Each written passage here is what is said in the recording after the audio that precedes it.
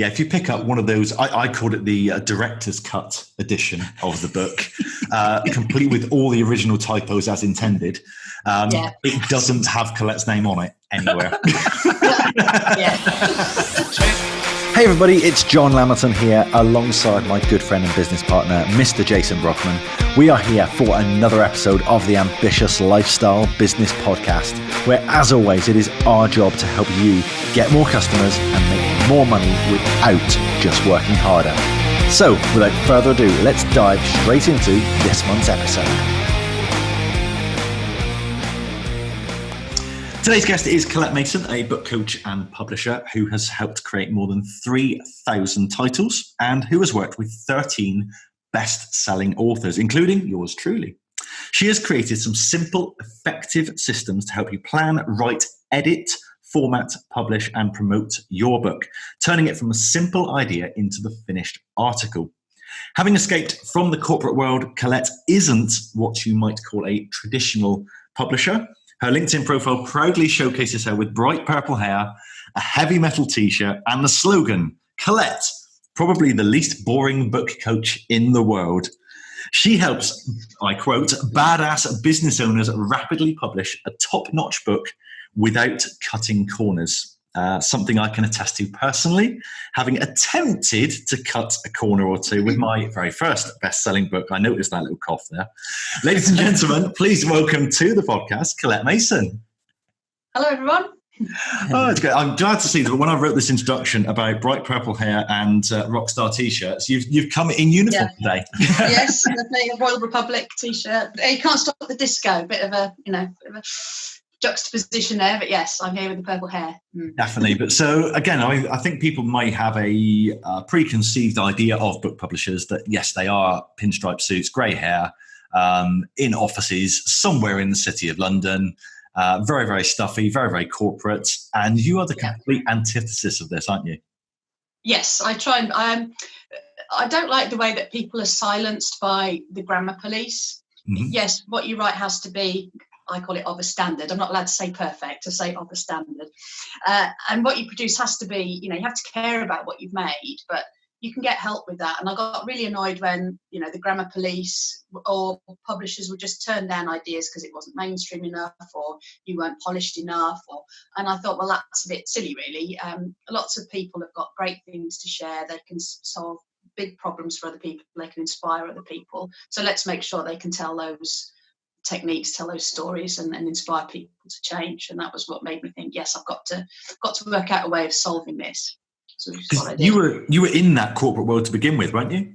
Yes. I think the biggest projects I had responsibility for was 197 million. So fairly big corporate project, global project. And I did that for a long time. I did a lot of work with government, which is where a lot of the publishing came in. We had to share a lot of guidance for how civil servants or the public should act. So lots of things had to come out really, all the time. Government's like, let's write about that. So there was loads of things that needed doing, and we had to make sure that they were all good enough. So that's where I kind of honed my craft. Cool. Speaking of good enough, let's talk then about how we first met. So take you back to the summer, the early spring of 2017, when I'd finished my manuscript for Big Ideas for Small Businesses and proudly announced on a Facebook entrepreneurs group, hey, guess what, guys? I've finished my manuscript. My book is done. I am done. All I need to do now is get the cover designed, get someone to proofread it, edit it, bish, bash, bosh. Market it, bish, bash, bosh. It's done. And about 15 people tagged Colette Mason in this post and said, oh, you need to speak to Colette. She is the book coach. So I think we arranged a phone call. Yes. Had a brief chat. You asked me about 50 questions, which usually led with, have you done X? Have you considered Y? What about Z? And my answers were no. What's Z? There was a spreadsheet, I think, wasn't there? Wasn't there a spreadsheet or something? There was something I remember, and John went, I thought I'd finished, and here is my list of 100,000 jobs I've got left to do. Yeah. I'm crying. Yeah, I remember that, yes. Because I think part of the problem is you just start off with an idea and file new, and people start writing, and that's lovely. But people who are used to creating information have got maybe a slightly different way of going about things, and certainly editors, when they look, when they look at how something's written, they want to tweak lots of bits and pieces, like just a lot of things that let down self-published books, in my opinion, is what's called house style. So people have got like words and numbers mixed up in the text, and it just looks like you're not really checked, and the capitalization of titles and just little bits and bobs like that just kind of let it down. And I say it's like, serving up a meal, but you've done it on chipped plates. So the meal might taste lovely, and you've gone to a lot and you've tried to make it nice, but it's on chipped plates, and it's just took the edge off it that little bit, and so I don't like people doing that. So that's why I had the list. And of course, civil servants were brilliant at wanting to produce reams of stuff, and they'd all have their own way of doing it, because it was government's a national thing. So in different parts of the country, they'd all have different ways of doing things, and it was my job to make it consistent. And that was what I saw in a lot of the books that come to me. It's like, we just need that bit of polish, we just need slightly better plates for this, and then it'll be really good. Yeah, I think, my preconceived notion was, well, actually, we'll just get it proofread, get the obvious typos corrected. And yeah, things like capitalization, overuse of ellipses was my big thing. As I said, mixing up the numbers, capital letters. Yeah, it's all over the place. And that's because I've always written copy. I've written marketing copy for sales letters, for web pages, for emails, for social media posts. I've never written books before. And it is a completely different beast, isn't it? Yes, I think so, yeah.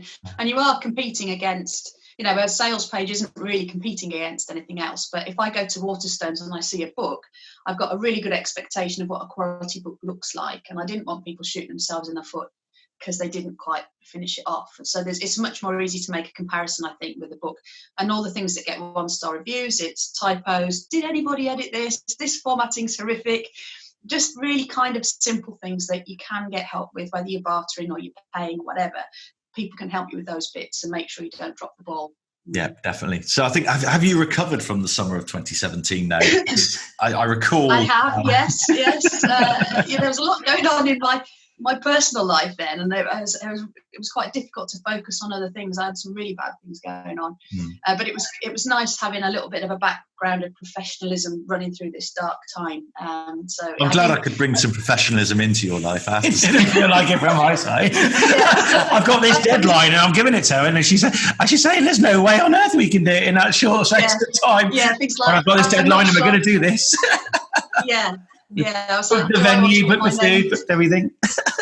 It was, I think it was, one of the first conversations we had was, okay, you've got a lot to do here, John. But it's good news. It can all be done. It's just a process. We work through it. I've got a format for this. This is what I do. Brilliant news. We can do this, and we can do it in just 12 weeks. Yes. And then I think that's when I dropped the bombshell that I'd booked a yacht club for 5 weeks' time, and the press would come in. Yes, I felt like I was on a You've Been Framed sketch, and somebody's going to jump out and go, "I'm only joking," and it's like, "No, you're not joking, are you? This is for real." And I was like, "We can do that if all the stars align and all the ducks are in a row. That's completely feasible. But if we hit one bump in the road, it's not feasible, and what are we going to do?" But obviously, I always make sure, no matter how unfeasible something is, I will work to make sure that it happens. So it's like, gauntlet down, we will do it. Yes. So that meant, because we wanted to do the one on Amazon like evergreen and properly, so we had to create an intermediate version, didn't we, that we gave out on the night. And it was a special limited edition one with slightly more mistakes in it than the finished one.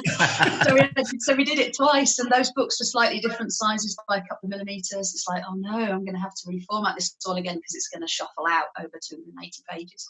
So it's like, it's character building, But we character building, I like that. The good thing is you had a process in place, and actually that was a process, although you needed to speed that process up a bit, and there wasn't any cutting of corners because they needed to. You didn't take any of those steps out of it, because if you did, the whole thing would fall apart. So you've got this perfectly honed system that you just had to follow, and Yeah, you can speed up. It's a bit like having a baby in a way. You can't have 9 mums all having one month of pregnancy. Some bits you can't squash down. Like you'll have to let your eye rest. Go right, the detail goes if you try and squash too much in. But something like formatting, which is a lot less brain power intensive, you can just rattle through that in like 2-3 hours and just do it. But the other bits need to percolate a little bit, which is that's where the 6 weeks kind of vanishes in that percolation process. It is. See, I could have sped it up to about 3 weeks by just going, screw it, that'll do. It's good enough. But that was things that feels my nerves. I mean, I think I may have at some point during one of our conversations in 2017 uttered the line, "Yeah, but good is good enough, isn't it?" Yeah, that's like, I'm known for being a bit of a Gordon Ramsay person. I try and like to bring the best out of people and do what the best they can. And I thought, please, with lots of swear words. Oh yes, yeah, very much so. Yeah.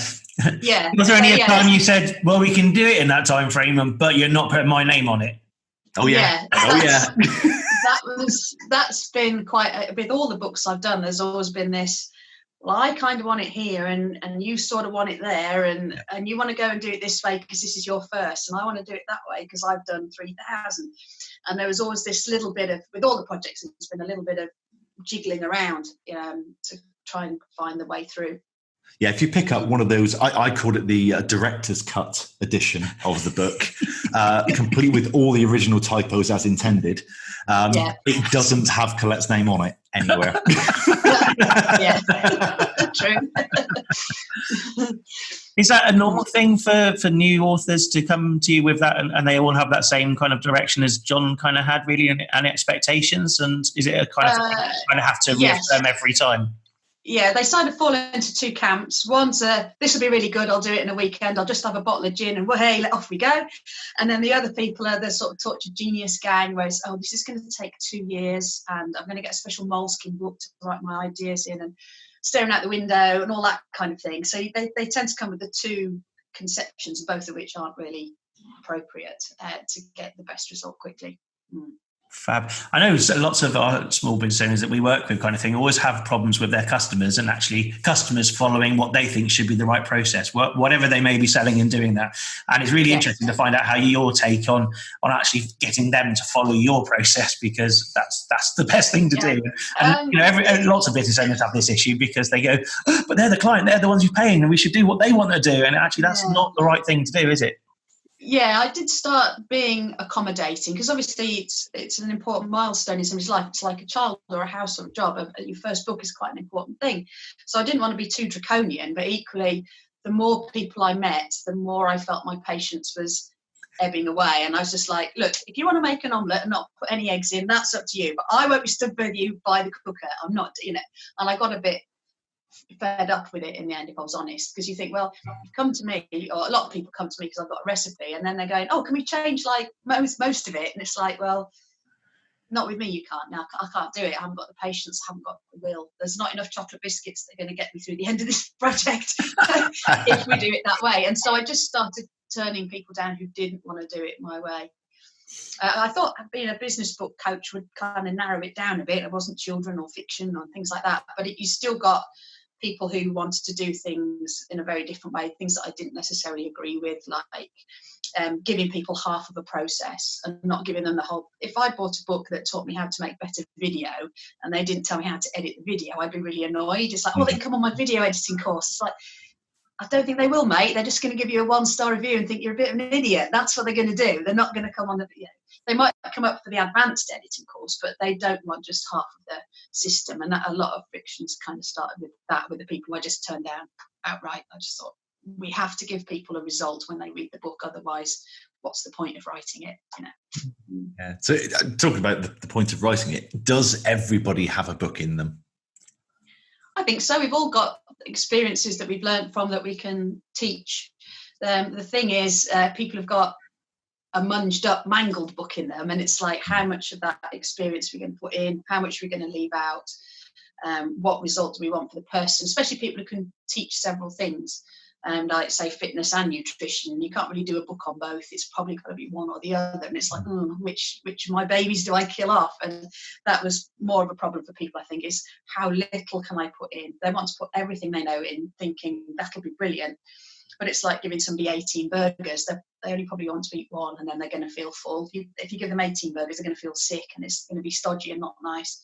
So it was always like, how little can we give people? Because they always think my book's got to be, the longer my book is, the better it is. Well, that's not necessarily the case. A poetry book could be really thin.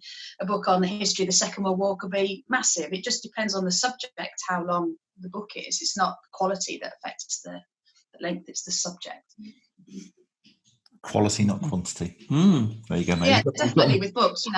I think if I was reading a business book and say I wanted to get my website up running in an afternoon, I want to read the book in the afternoon and spend the evening doing the work kind of thing. I wouldn't want to spend, a couple of weeks reading the book before I could action it. So I always tried to think, if I spent an afternoon in a coffee shop with somebody and they taught me the ropes, I'll want to go off and do that when I get home. And that's how I thought that's what needs to be in the book, that just enough to get the result for the person and encourage them.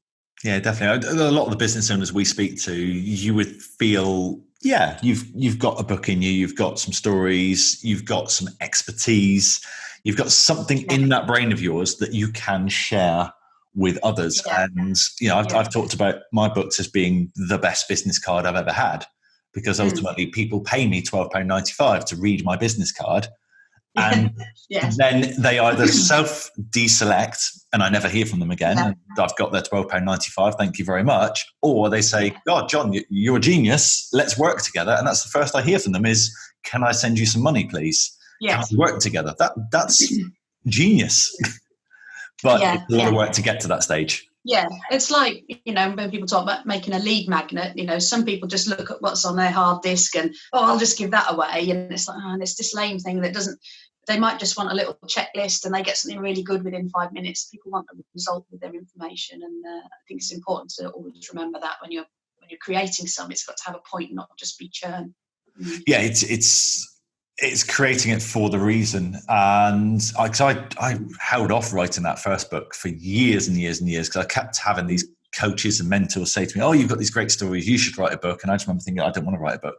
Why the hell would I want to do that? And it was only when we'd exited our main business and we had some time freed up.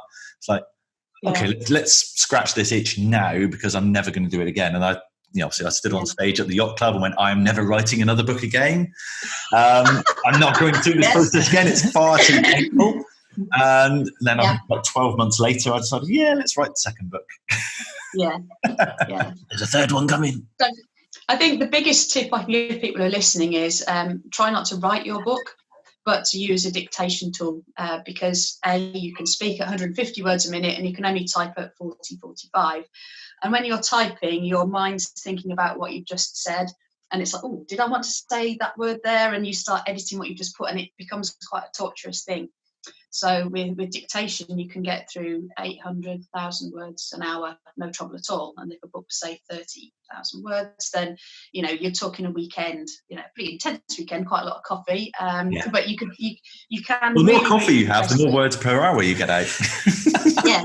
And so it doesn't have to be this long torture genius thing. You could do it in a week or a fortnight if you're going to go pretty relaxed. As long as you've got a plan and you know what you're going to teach people. Just like we're talking now, you just do that but record it and turn that into the book and you get a much easier result. And especially if your spelling's not too good or if you've got dyslexia and other things that might slow you down, it frees up a lot of things doing it that way. Probably say this kind of format, almost an interview. If you can get someone to just sit down with you and give them the questions they need to ask you. Okay, so what's your background? Why are you the expert on this? What is your experience of that? That means there's a bit more editing because you've got to whereas if you've got silent prompts with some text, then you can just look at the prompt, and much like giving a presentation.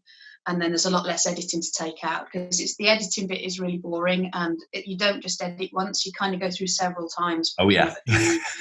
And you pick up a ton of mistakes, a few mistakes, or there's a full stop missing. And so you'll be going through it several times. And so that's the bit that's slow and tiring. So if you can cut that out by being a bit more organised up front, that's better for your sanity and your life force.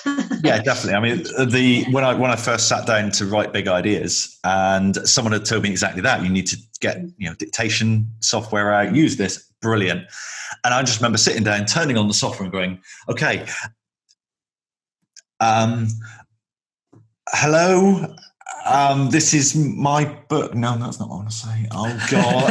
And suddenly, all of a sudden, I had complete brain freeze, and the tongue didn't work. There was a pressure then, wasn't there? Yeah, but there was no structure. I didn't. I was just sat down, right, press record, big flashing red light appears, and I'm like, I'm on.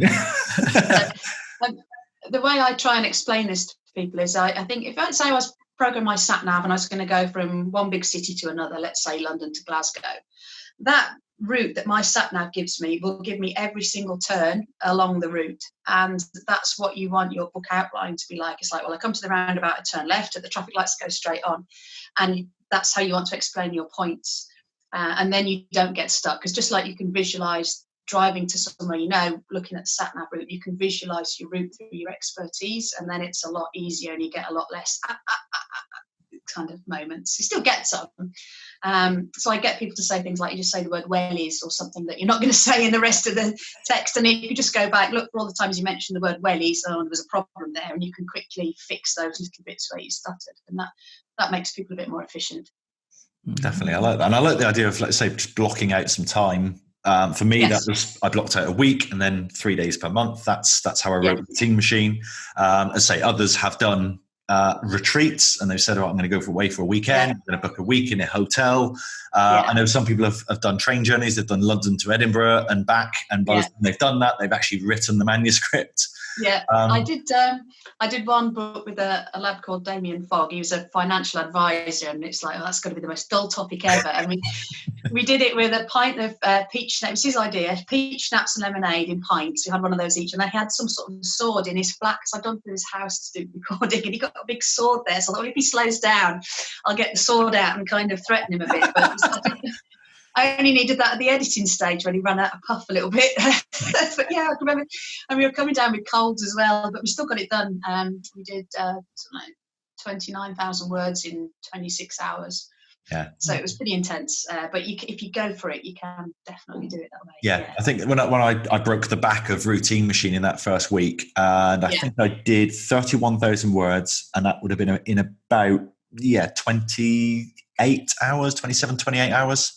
Yeah. And it just broke the back of the book. I just looked at it and said, okay, that's half my manuscript done. And that was just vomiting words onto a page. There was no thought about structure, flow, editing, capitalization, correct use of numbers versus spelt out words. This isn't the advert for the book. It's actually a really good book. It isn't just a load of words vomited out on a page. No, but that was where I started. Without vomiting the words on the page, you don't end up with the polished article. Where you get to that is through the editing stage, where you mentioned just now, where actually that is a huge amount. I think when it's more work, really. You think creating the words is the work. Actually, making the words good enough is where the work goes. The good thing is you can outsource that, but that's why when people look at how much it costs to do a book, they go, "How much?" You think, well, somebody be on minimum wage. If they if they charge what you think it should be, they'll be on minimum wage, because it is, let's say, a couple of 100 hours of work to kind of finish it off. It's a lot of work. Yeah. And it's not really a £5 an hour job. It's quite not at all. And I mean, big shout out to Greg who did the editing for Routine Machine. We had so many comments from people saying, "Oh my God, the writing's so much better." And it's like, that's all thanks to Greg. It's nothing to do. He is excellent. Yes, he's very good. He writes his own fiction books at the moment. So he's doing an author thing in Southend. So he's living the high life, signing his book in Southend. I've read Greg's book, Ball or Nothing. Very, very good read. But I remember the conversations or the email to and froing that Greg and I had probably over the first one or two of the 7 drafts that we worked through. So that tells you how many times it was 7 drafts. We didn't go easy on you then. But the first thing, he would come back with a list of, let's say, 60 changes. And we'd have some dialogue. Much like, for those listeners who will be familiar with the old football manager, Brian Clough, we sat down, we had a discussion, and we decided that I was right. Well, that was my take on it, was that I'd look at what Greg had suggested. I thought, well, that's a very good suggestion there, Greg. But I think you'll find that my original intent with this paragraph was correct. And then I'd reread it and go, no, he's right, the bastard. He's absolutely right. It does work better his way. Yes, yeah. But again, that went through 7 edits. So I looked at it. It would go back to Greg. Greg would make some changes. I'd reread the whole thing again. I'd come up with another 14 changes that we hadn't spotted. It would go back to Greg. He would find more things. By the 7th edit, I would find 2 things. Greg would find 3 things. And then we'd say, that's great. A month after publishing, someone says to me, there's a typo on page 199. I'm like, what? And then all of a sudden a reader finds a typo. I think that's the important thing for the listeners to know, because I am a perfectionist on the end of the scale. And there will always be something in there. No matter how many times you go through, use Grammarly and your spell checker in Word and your mate reads it, there will always be something in there. So don't beat yourself up when you find that. Oh, yeah. I mean, big idea. People will forgive 2 or 3 typos in a book because everyone's human. They won't forgive 100. And so you just got to bear that in mind and not get too downhearted. And it's quick to fix, it's a couple of hours work kind of thing. That is the beauty of self-publishing, isn't it? Is that we can just release a new version and immediately it's as if that typo never existed. Yeah, exactly. Yeah, because I've heard stories of traditional publishers where they've got the author's name wrong and the book's gone out with a typo in their name. Like that. It's one thing you want to get right. It's your own name. So it's lovely you get all this prestige, but also you get a big straitjacket. And I think people underestimate how strong that straitjacket is. Yeah, definitely. I think Big Ideas is the perfect example of typos, because we put the book out. It was fine. It was edited. We proofread it again many, many times. And I think we spotted some typos when the printed version arrived. Yeah. And then I recorded the audiobook for Big Ideas about 9 months after publication. So we'd sold a good few thousand copies. Yeah. When I'm narrating the audiobook, I spotted another typo, maybe two typos. Like, there's a typo here, which nobody had mentioned. That's interesting. Yeah. And then I think another 3 months later, I remember even what house I was outside. I was walking the dog, listening to my own audiobook. Yes, I like the sound of my own voice. So I'm listening to my own audiobook and I hear a typo and I'm like, my God, so I read it. I've proofread it. God knows how many times. Thousands of people have read that book. No one's picked up on it. I narrated it and didn't pick up on it. Only now, listening back, we're like, my maths doesn't add up on that section. Oh, no. I just thought I've read it wrong. I came home. I pulled out the printed version. No, it's wrong in there as well. I've got the Kindle version. I just wrote it wrong. And it was a maths problem that I had my place value wrong. So I put 100,000 rather than 1 million or something like that. Yeah. Nobody had picked me up on the fact that my maths was wrong. Yeah. Until I was out walking the dog going, that doesn't add up. Yeah, I think your ride does freshen. So again, if you're doing stuff on a really tight budget, just make your book writing process a bit longer, leave it a week or longer, and then have another read through, and then you'll find the mistakes. That's a nice way to do it if you are. I guess it's very difficult because your kind of mind's wrote it, your mind's in it, and actually you just become blind to the words, don't you? And actually you can read it as many times as you like, but actually it's reading right to you, and your mind says it's reading right as well. So. And we naturally assume that we don't make mistakes, and you see what you think is on the page rather than what is on the page and things like that. So, there's sort of some psychological things that make it a bit tricky to do it yourself without those long gaps in between.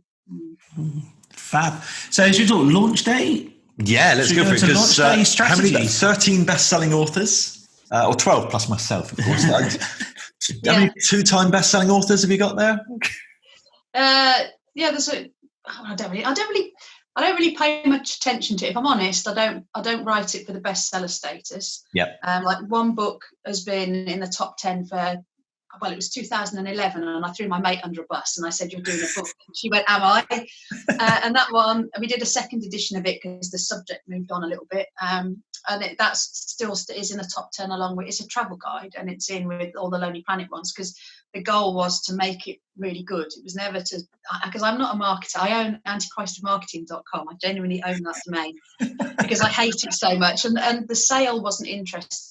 The sales aren't interesting to me. What's interesting to me is the book gets the result. And there'll be somebody on social media going, I just read this book and I'm trying that out, and that was really good. And that's what kind of brought the sales, really. It was proof and wanting to create this good result for the reader. And so people get very anxious when it comes to law. You were different, John, obviously, but a lot of people are very reticent at launch time because they feel they're going to be judged, and they don't really want to say anything. And I end up going, this is out, it's really, and I have to get people's friends going, your mates are so-and-so, tell everybody it's really good, Yeah. And it just kind of came from there. And realistically, you don't need to get many sales in particular categories. Like entrepreneurship is a hard one because it's huge. I did another book about fire safety, which is but it's a book about how to make firemen have a better time in the fire station together because they're like family. Yeah. And it's always going to be a dusty little category. It probably would be a bestseller because they only shift a few thousand books a year in that topic, probably. Yeah. But if you're in a fire station, that book was a lot of use to you. It's helped save people's lives and stuff. So it was worth, that's what's worth for me. But mainly it's sharing snippets from the book. You can go to a really good, if you go on Fiverr, there's a really good service on there where you can get a 3D model of your book before it exists on a Kindle or as a print book, and you can start sharing that and get people interested, and the usual stuff, giving away a chapter to get people to make a start on the book when it comes out. But a lot of it just literally came from people just saying it's out there now, and that was enough to get the bestsellers, which is another reason why I said I didn't really want to say that anymore. But people always come to me first. Yeah. They want the glory. Yeah, we want the best. And A, you can't guarantee that anyway. B, they might write something really horrific and ignore everything I say. So I just couldn't ever make that result. It just the cards fell that way. So that's how it worked. Yeah, it's interesting actually because as you say, there's two kind of different sorts of people. I guess when it comes to book launch day, there's the kind of John, I've written a book, buy it now. Here's all the stuff you need to do, and actually it's going to be really good. And there's those who go, I wonder if anybody's going to buy this. I don't know how. Why does anybody want to hear my words? Why does anybody want to read this? Yeah. There must be those kind of completely two people, isn't there, out there? That kind of do you have any of that? Did you feel that way when you first published the first book? Actually, I know you had the bravado of actually, I've done a book and you're going to buy it because it's really good. But did you go, what if nobody does? Or No, I absolutely was bricking myself until those first few reviews came in. And particularly when it was reviews from people I didn't know. It's like, all right, my friends, and, people I've worked with for decades have left me nice reviews. That's great. They probably haven't even read the book. And then all of a sudden I get a review from someone I've never heard of. It's like, people are reading it. They are finding it useful because, again, and I've had it with both books. As soon as I put out Routine Machine, it's like the world does not need another book on morning routines. Yeah. Why the hell are they going to read mine? And people are going to listen to this and think, read the book. Yeah. What the hell is this guy talking about? Why is he talking to us about routines? Oh my God, it's a pile of rubbish. Well, actually, where are we now? 4 months in, 5 months in, we've got 30 odd 5-star reviews. It's reviewing very well. And again, it's from people who I don't know, who have just said, I read the book, I followed the instructions, and I'm getting good results from it. Yeah. That's all I want. That's what it's about. And from there, the sales come from there because people say, I read that and it worked for me. And that's how you can make it do really well, and through that kind of proof. Yeah, because if you look at, all right, so let's go back to big ideas. I am a best-selling author because on the 13th of July, 2017, I sold a couple of hundred copies of that book. Yeah. That's all that happened. I sold a few hundred copies of a book on one day a couple of years ago.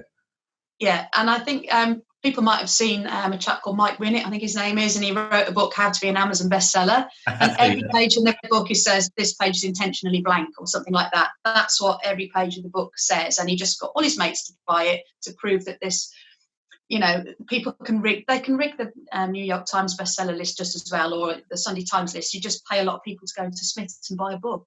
If you've got the money, you can fake it and force it and everything. So that was always a hollow victory for me. And it's still, but if you are selling units and you're helping people, that's still good. And it's a shame for the people like you and others who've tried really hard to make a difference, and it's got a bit tarnished by the shysters.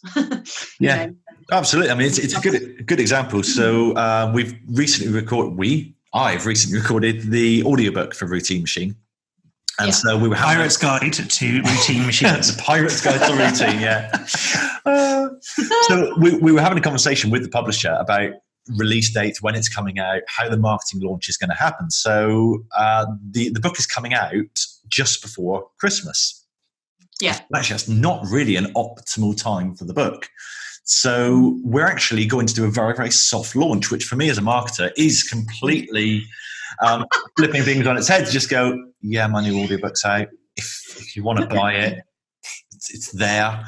But then kind of as you listen to this podcast, you'll be like, what are you talking about, John? I've heard you marketing it all over the place, because as soon as Christmas is out of the way and it's New Year, New Me, well, that's very much about routine change, because I want people to listen to the book and actually make a change in their life. The time of year they're likely to do that is between Christmas and New Year, when they're off work, they've shut down their down tools, and they're thinking about, oh my God, I've got to go back to that job I hate. Yeah. Why am I still smoking? Why am I 3 stone overweight? Why is my golf swing not as good as it should be? Why don't I spend more time with the kids? Why don't I get on with the wife? I'm going to change things. This is the year. It's a new year. It's a new decade. This is when things are going to change. So let me pick up a copy of Routine Machine, available at Audible right now. It's interesting, actually, because we're looking at the kind of percentages. I know we've already said that, writing's the big thing. We've got to get the book written, because you've got nothing if you haven't done that. And then you went to say, well, editing takes longer than writing the book. And actually more work into the editing than the actual. Yes. Now we're saying we're going to market as well. So actually there's another percentage off of the actual writing bit. Yeah, I think I've got a couple of things to think about with marketing. John, you mentioned that you were a bit anxious before the book was launched.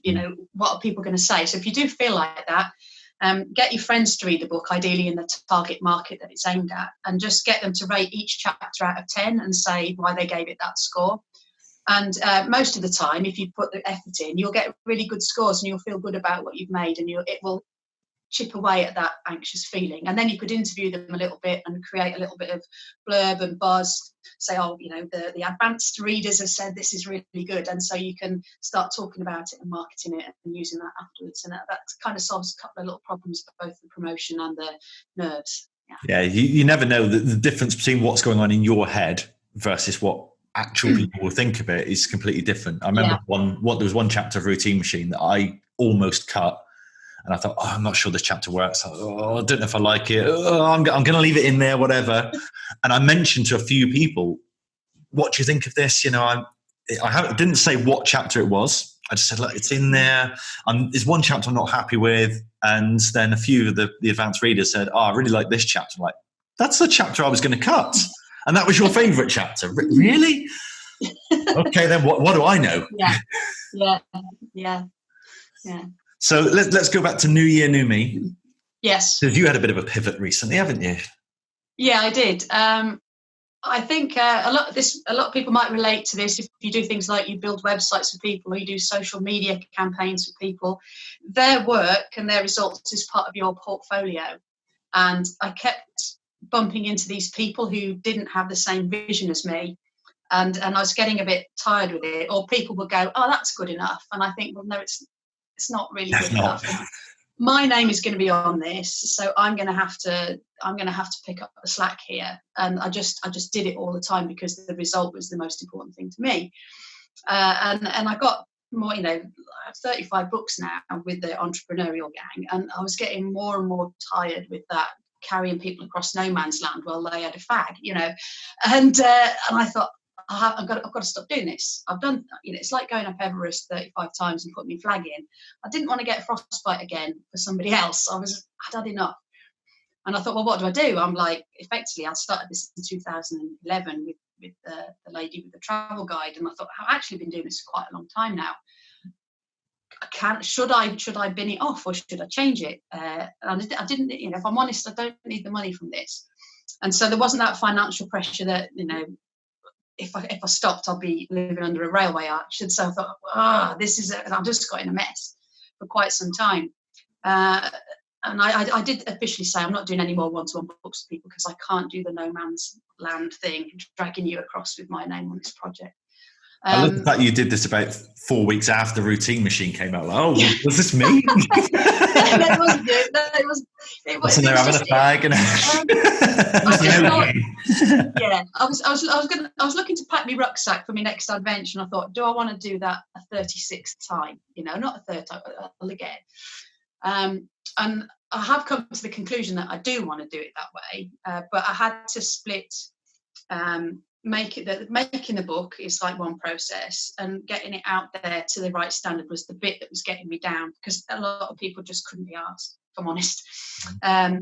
So I thought, well, I'll just help them plan a really good book. That means they'll get off to a strong start and they're less likely to make a mistake, and my name's not on it at the end. And that was the decision I had to come to. So I've got another friend who edits videos for people, and they would all be telling him, oh, can you cut it like this, cut it like that? Oh, I don't like that music. And he just got the same burnt out feeling as I got as well. And I thought, yeah, I don't want to stop doing this, but I can't carry on that way. And I was lucky I found a way of doing it. Since then, 3 more books have come out just from my courses rather than me babysitting people, and they're just as good. People still like them, and I was worrying. I've probably overstated my involvement. You know, they were quite happy to carry on with just the course. They didn't need me sweating for them as much as I thought they did, which was quite an interesting thing to understand. I love the fact you used the term babysitting just now, because I don't know many people that babysit with a machete and a bottle of was it tequila?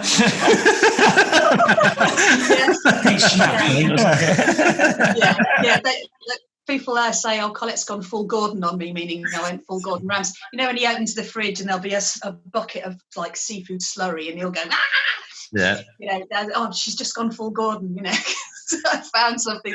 You could kill people with that, you know. So, yeah, it's not a Gordon's kitchen nightmares, but him vomiting into a bucket somewhere, is it? Yeah, and I just thought, oh, I want to help people, but I just can't do it this way. And it was because I'm a naturally helpful person. It was very difficult to turn my back on people when I had the ability to help them. That was a moral thing that I didn't find easy at all. I love it, to be fair, because building this ambitious lifestyle business as we're doing, we speak to lots of business owners on these podcasts and obviously working with the 1%ers, and actually to be able to identify an area of the business which you really don't enjoy, and actually you want to do something that you really want to do, and there's another way of doing it. Finding that pivot, creating that different way of doing things is just amazing, and then you end up with your ambitious lifestyle business because you continue to doing that because you're enjoying it, which is fantastic. It's kind of win-wins all the way around, isn't it? I think the problem is I'm built a bit like a Terminator, and I will just go and go and go at something until it works, till it's done. And sometimes I've seen you. They just had a film, haven't they? Didn't they do a film with it? Yes, yeah, the purple-haired one, yeah. Purple-haired one. That's it. Yeah, I can't remember her name now, but yeah. And it's not always, is that the answer? You can be stoic and you can force yourself to do something. But what happens when that nagging voice keeps going, consistency's not working, stoicism's not working, you're not enjoying what you're doing, what are you going to do? So I started to hang out. All the groups I'm in tend to be with groups of people who are the bish, bash, bosh gang, right, let's do it. And so I started hanging out in some more gentle groups where people will go, well, just try your best. It's like, oh, no. But it was really useful. And it helped me, work out why I was feeling like I did and why I wasn't forcing through fixing it like it always does. And that's really good as well, because you're surrounding yourself with the people, even though they weren't the people that you would normally be associating with, and you found yourself finding the right group that you could actually get what you needed from emotional and psychological and all that sort of thing in order to get you into the right position to be able to do that pivot and to create that new product and stuff.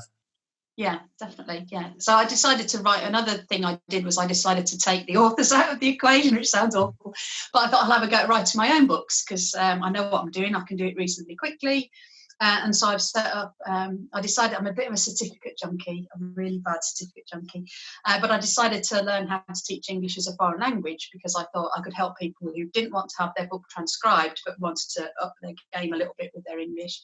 And I could help them. And I thought, well, that might be interesting. Maybe that's the answer. And then I thought, actually, I could create some books that help foreign business owners improve their English, improve their understanding of our culture. So I talk about meetings in one of the books I've just written, and you've got to take your doodling paper in case the meeting's really boring. Whereas all the other books that teach you business English are like, hello, I'd like to book a hotel room. But really, it's the doodling paper and the cups in the sink that also makes your English better when you understand that kind of cultural thing that goes on in some of our offices. So that's been an interesting experience trying that out.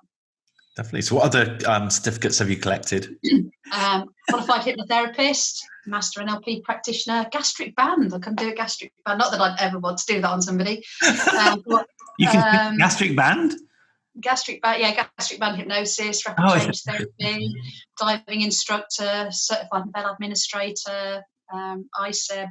I've got ITIL, actually, a government IT procedural qualification, ITIL. So yeah, I've got, you name it. I just love it. Yeah. So have you got a book on book publishing? I did think about it, but it's a bit of a poison chalice. It's like having those websites where you say how to build a brilliant website, and everyone goes, well, I think your website's bloody awful. And I just thought, because I'm so thorough, I just thought there's going to be a bunch of people going, nah, bang it out in a weekend, laugh, and I didn't need the money. I didn't need the credibility. I'd kind of got that through the results. And I thought I'll just do it as a course because it's, I can demonstrate things a little bit better. I can encourage people with my voice. I think it sounds a bit egotistical, but I think people latch onto my enthusiasm. And if I believe in them, they've suddenly got more petrol in their tank. And so I thought, well, I can do that a little bit better with a course than possibly a book. And that was the other reason. I thought choose the right format of information to get the result. So that was the reason why I didn't do it. So yeah, it was a bit of a poison chalice, and I did actually write it, and then I turned it into the course. Yeah. It was 80,000 words as well, because I'm so thorough. I thought, nobody's going to read 80,000 words, you idiot. And that's why you get somebody to help you in a way, because it's like, well, that is really important. I'm going to put that in and put that in and put that in, and you need somebody else to go, nobody's ever going to worry about, what density your JPEGs are particularly, don't worry about it, don't bother teaching that. It'll look fuzzy or it won't later down the line, but I tried to give them everything. But that 80,000 word book would deselect a lot of the quick buck brigade who there was this big heavy tome from Colette Mason, and then there was this Kindle book of how to write a best-selling book in 20 hours. Bish bash. Just get all your blog posts together. Oh God, that's like those blog post books. It's like going to the fridge and just emptying out. Let's have a bit of tomato sauce. Oh, let's have a bit of mustard. Oh, peanut butter. Let's throw a bit of that in. Way, I've made a meal. No, you haven't, have you? You've just emptied your fridge into a bowl, and that's what the blog post books feel to me like, just a dumping ground of words that hopefully is long enough so you hopefully have the credibility. I love the way that you put things together. I like this filling people's tank for them by being, by listening to you and stuff. I just love the way you put these things together. They're great, aren't they? My metaphor teaching with the metaphor, that's the word, not the idea. It's also years of watching cookery programs, because there's lots of, you go to the fridge and one of the ingredients we got is ready, steady, cook, isn't it? So what's in the bag? Yeah. Oh, it's almost a book, yeah. I think if there's one thing that I think people can take from today, it is that as we enter the new year and the new decade, you are going to be thinking about changing things and doing things in a different way. And starting the new year planning or the new decade planning does not need to start with, how do I 10x my business? It does not need to be, how do I earn more money? How do I do more? It can actually start with, what do I not enjoy about what I'm doing right now? Yes. What can I cut? Yeah. What can I take away? Yes. Who needs to go? What needs to go? What activities need to go? And also, I think there's a lot of value in building the fun bits in life and then slotting the work around it, so building in a couple of hours playing the guitar, learning or whatever, and then fitting in, updating my About Me page or whatever. I think there's a lot of value in building in fun into life and not just building in hustle and outcomes, Definitely. I think Routine Machine launch was planned around Download Festival, if I'm not mistaken. It was, yeah. I loved it. I did love the mud. The mud was ankle-deep. It was horrific. My mate fell over in it. It looked like I was just, oh dear. So that was, and there's no signal because there's 100,000 people in the field all fighting for signal. So yeah, best time ever to launch something. There's never a right time. There's always something goes on. Yeah. Definitely. Cool. Thank you very much for joining us today, Colette. For those who are interested in learning more about book publishing and are not expecting to write their best-selling book in 12 hours and get it out there immediately, what's the best way for people to get in touch with you? My courses website is courses.letstellyourstory.com. But letstellyourstory.com, it's got the links to everything on there. Yeah. Perfect. Fabulous. Or there's the marketingantichrist.com as well, is there? Antichrist marketing. I don't know what I'm going to put on that, but I'm going to have a proper like just put my face on there. Hidden secrets, yeah. I just don't know what to put it. I've got it for 3 years as well, so I've got 3 years of having prod at all that empty marketing fluff. It'd be lovely. Just put some like Jay Shetty quotes on there, you'll be fine. Yeah, could do. Cool. Thank you very much for joining us, Colette. Thank you also for all listeners out there. As always, you will find the show notes, video, full transcript of the conversation, links to Colette's websites and everything there at bigidea.co.uk. And don't forget that my best-selling book, Routine Machine, is out on audio now. It's available to buy now. In fact, you could even get it for free. If you are new to Audible, then they give you a free 30-day trial where you can get a book for free. So you could get Routine Machine for free. If you're a Prime member, they give you 2 books for free. Did I mention I've got 2 best-selling books you could get for free? So that's Big Ideas for Small Businesses and Routine Machine. As you mean to go on. Exactly. And both narrated by me, both loads of 5-star reviews. What could go wrong? And you can get yourself a certificate in Pirate Speak by the end of both of them. You could do so, yeah. Download one or the other if you are already an Audible member. Obviously, you don't get any free books. You do have to use a credit to pay for it, I'm afraid. But if you're new to Audible, get one, either, or both for free at routinemachine.co.uk/audiobook. Oh, dear. That ends this transmission.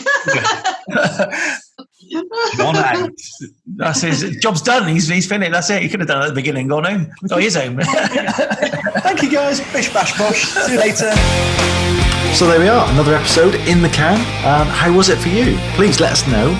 However you listen to these podcasts, please leave a review on that platform. Let us know what we can do better, what you like, what you don't like, and how we can improve to make this show even better for you. We'll see you next time.